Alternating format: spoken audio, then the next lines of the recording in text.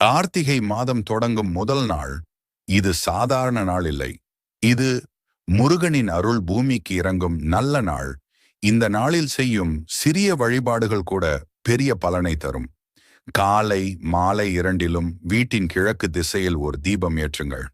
முருகனை நினைத்து ஓம் சரவணா பவா என்று 108 முறை சொல்லுங்க. திருமண தடை உள்ளவர்கள் முருகன் கோவிலில் பால் அபிஷேகம் செய்யுங்க. குழந்தை வேண்டுவோர் வெள்ளை மல்லிகை மாலை பூட்டி முருகனை வழிபடுங்க.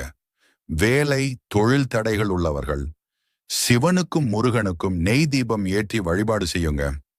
முருகன் சொல்கிறார், என்னை தீபம் மூலமாக நினைத்தால் உன் வாழ்க்கை முழுதும் ஒளியாவேன். அதனாலே முதலன்று தீபம் ஏற்றுங்கள். முருகனை நினைத்து சொல்லுங்க, ஓம் சரவண பவா. இந்த மாதிரி முருகப்பெருமானின் தெய்வீக ரகசியங்கள்